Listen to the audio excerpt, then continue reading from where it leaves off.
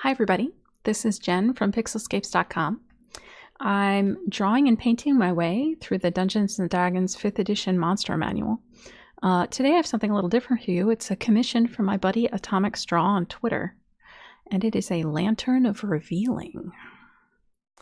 So first things first, let's watch the sketch video. So the story behind this is that his PC is a lizard folk alchemist, I believe, and he had the opportunity to make a wondrous item. And so what he chose to make was a Lantern of Revealing using the skull of one of his enemies.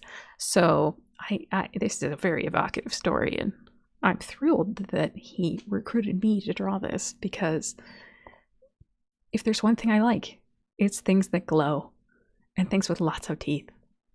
So works for me. So I actually ended up doing a lot of the glow here during the drawing stage. Usually I save that for Photoshop, but I liked the control that the tablet gave me. And since this character is an alchemist, I decided to add like little glowing bottles to this handle. I also deliberately made the handle more of an arch as opposed to square, which was my initial assumption, because if I made it square, it would look like, you know, a Doctor Who Cyberman, and that's a little much. So, all right. Bubbling, glowing mysteriousness. Sloshing around. All right. Excellent. And I think, oh yeah, then I decided to add runes to the edge of the skull because his forehead looked a little empty. All right. Now, here we get my painting video. So I did a couple different experiments, and I realized I really liked how this looked on black. And I needed to also redo the eye beam because it was a little lumpy in my hand-drawn version. So I took care of that. And then what is this? What is this thing in the corner there? How odd! I didn't notice that when I was filming. I don't know what that was. Anyway, so I continue laying colors on the skull because I don't want it to look too shadowy. It still needs to pop forward with highlights. So I went ahead and did that. Get the glow in the eyes. Green potions. And then I decided the glow needed like a darker ring. And then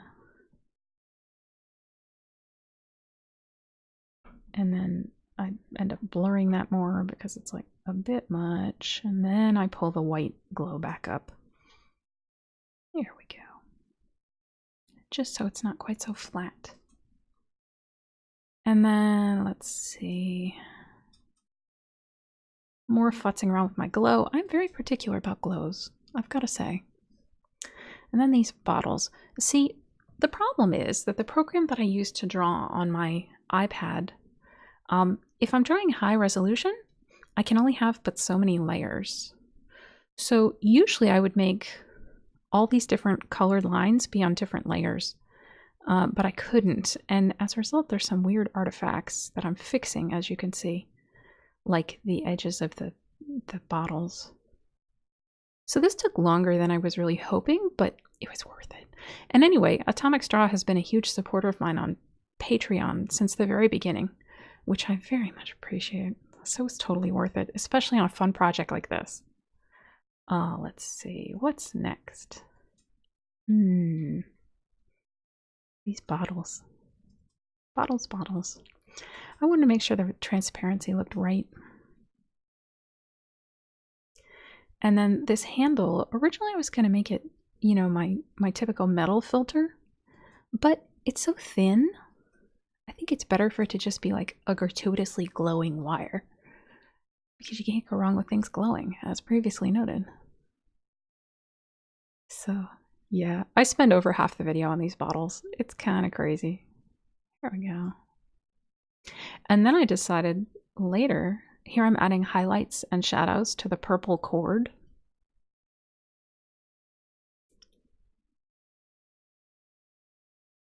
All right. So the foreground is mostly done. But that means it's time to do the outside ring. I had to pick colors that would work with the green. Put some black behind it. There we go. It is a lantern after all. Then I go back to fussing with bottles. See, these blue lines were a little too stark for what I was going for. It just didn't look glassy enough to me. So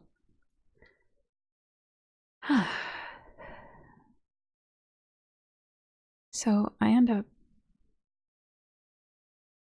making the blue and then fading it. There we go. Which I love, but then it blends into the blue edge a little. And they blend into each other. So I changed that.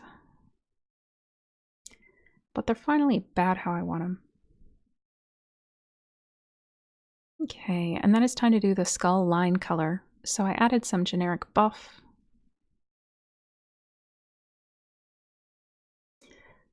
And fussed with that for a while. There was another little artifact that didn't have to be there. Usually just means I like dropped my pen or missed a spot. Okay, here we go.